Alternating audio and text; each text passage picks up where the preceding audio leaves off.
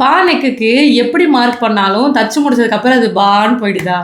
அந்த மாதிரி நெக் வந்து அதிகமாக அகலமாக ஆகாமல் பா நெக் ரொம்ப ஷேப்பாக எப்படி மார்க் பண்ணுங்கிறத இந்த வீடியோவில் பார்க்கலாம். எப்பவும் போல் பேக் பார்ட்டுக்கு நான் மார்க் பண்ணி வச்சுருக்கேன். இது வந்து ஃபுல் லென்த்து, மேலே தையலுக்கு தேவையான அளவு 1/2 இன்ச் அப்படின்னு நான் மார்க் பண்ணியிருக்கேன். என்னுடைய நெக் லென்த் வந்து 8 இன்ச்சுக்கு மார்க் பண்ணியிருக்கேன். நெக் வித் வந்து 3.25. இப்போது நம்ம பா வரைய போகிறோம் அப்படின்னா இங்கே நெக் வித் எவ்வளோ இருக்கோ அதுலேருந்து ஒரு 1/2 இன்ச் வந்து கம்மி பண்ணி வைக்கணும். இப்போ எனக்கு 3.25 தான், அதில் 1/2 இன்ச் கம்மி பண்ணும்போது 2.25 இந்த மாதிரி மார்க் பண்ணணும். மறுபடியும் நம்மளுடைய நெக் லென்த்தை மார்க் பண்ணி இப்போ நெக் ஷேப் கொடுக்குறோம்.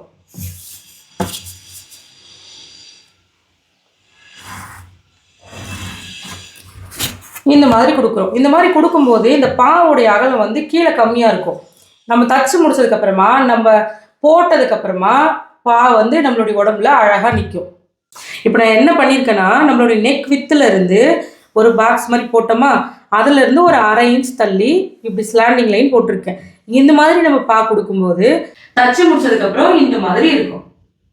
பா நெக் மார்க் பண்ணுறதுக்கு நிறைய மெத்தட் இருக்குது. இப்போ நான் மார்க் பண்ணது வந்து பூந்தொட்டி ஷேப்பில் வர பா நெக்கு.